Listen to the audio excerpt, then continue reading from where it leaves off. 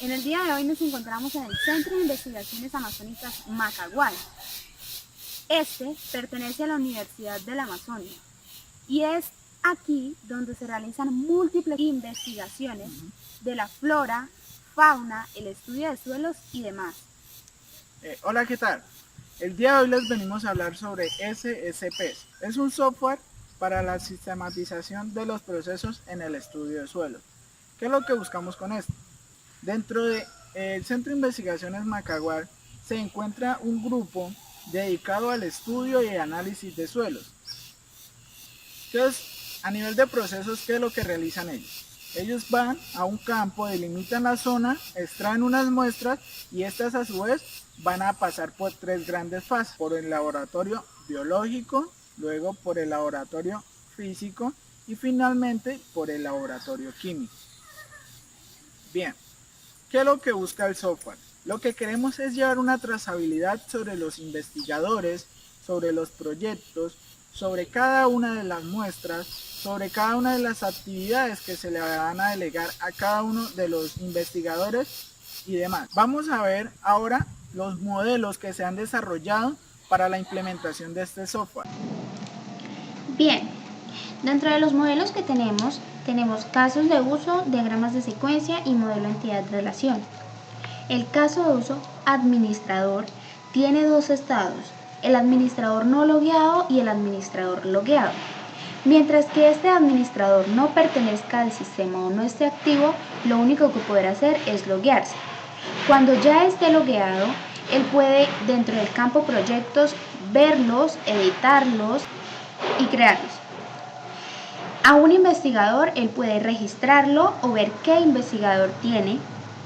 Él puede generar el reporte de proyectos, puede publicar noticias acerca del avance de sus proyectos y puede asignar tareas, observar las tareas que ha designado y modificar las tareas.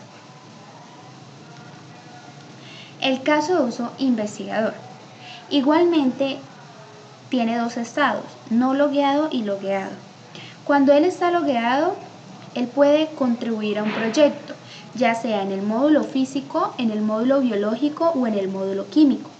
Él puede también visualizar los proyectos en los que él está participando y asimismo ver las tareas que se le han asignado. Ahora vemos los diagramas de secuencia. En este momento, el de registrar investigador. En este interactúan tres grandes actores, que es el administrador, el sistema y la base de datos. Inicialmente, el administrador se loguea en el sistema. El sistema muestra las opciones que corresponden a este rol administrador. El administrador selecciona la pestaña Investigadores y el sistema muestra las opciones que tiene el administrador en Investigadores. Este selecciona registrar un investigador y el sistema le proporciona el formulario para que el administrador diligencie los campos, ya sea nombre, apellido, teléfono, entre otros. El sistema envía cada uno de estos datos a la base de datos, ella los valida que sí correspondan a un campo numérico, alfanumérico, etc. y envía un mensaje de error al administrador en caso de que haya ingresado mal los datos o almacena estos datos. Ahora el diagrama de secuencia crear un proyecto. En este interactúa el administrador, el sistema y la base de datos. El administrador selecciona la opción de crear un proyecto. El sistema le entrega el formulario, este diligencia la información más importante como es nombres, objetivos.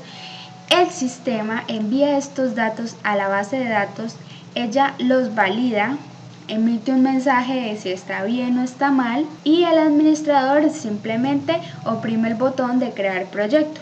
El sistema se encarga de enviar estos datos a la base de datos y ella los almacena. El diagrama de secuencia generar reporte. El administrador selecciona la opción reporte. La base de datos envía los proyectos que en este momento estén almacenados. El sistema muestra la lista. El administrador selecciona el proyecto del cual desea generar un reporte y se le proporciona, se genera un archivo PDF. con toda la información correspondiente a este proyecto. Ahora el diagrama de secuencias asignar tarea. Esto está dado únicamente por el administrador, quien asigna una tarea a un investigador. El administrador selecciona la opción asignar tarea. El sistema le muestra el formato que se debe seguir para asignar una tarea. Él diligencia estos datos y el sistema muestra la opción para asignar una actividad por esta tarea. Esto es porque una tarea puede tener muchas actividades. El administrador diligencia los datos para asignar esta actividad, le da en el botón guardar, allí se guarda toda la información que le ha proporcionado y esto pasa a almacenarse en la base de datos. Ahora vemos el diagrama de secuencia contribuir a un proyecto. Este solo lo hace un investigador, quien va a aportar al proyecto determinado al que él pertenece.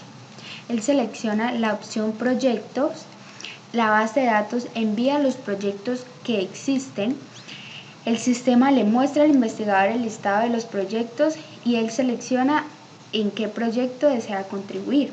El sistema muestra el proyecto con los 3 módulos principales, él selecciona en qué módulo desea contribuir, ya sea biológico, físico o químico. El sistema despliega el formulario para este módulo que él seleccionó. Él solo diligencia los datos, le da guardar y el sistema envía estos datos a la base de datos, quien se encarga de validar y almacenar. Estos fueron los diagramas, los casos de uso más importantes de nuestro proyecto. Ahora veremos el modelo entidad-relación. Modelo entidad-relación, veremos las entidades y los atributos que conformarán nuestra base de datos. Inicialmente tenemos la entidad persona. De ella se generalizan un director e investigador. Esto lo hacemos puesto que el director e investigador tienen roles diferentes. Por ejemplo, un director puede publicar muchas noticias y a su vez un director puede dirigir muchos proyectos. Un proyecto puede ser dirigido por muchos directores. El proyecto puede ser financiado por una entidad, bien sea la Universidad de la Amazonia o otra entidad. El proyecto contiene muchas tareas que son designadas a los investigadores. Un investigador puede tener muchas tareas. De investigador se generalizan en 3 tipos: ingeniero agroecólogo, biólogo y químico. El ingeniero agroecólogo es el encargado de extraer las muestras de suelo que se han definido y a su vez es el encargado de registrar los datos físicos de la muestra en el módulo físico. El biólogo es el encargado de registrar los datos biológicos de la muestra en el módulo biológico. El investigador de tipo químico es el encargado de registrar las muestras en el módulo químico. Un proyecto lo conforman muchas muestras de suelo. Pasamos ahora al modelo relacional de la base de datos. Y nos ha quedado de esta forma.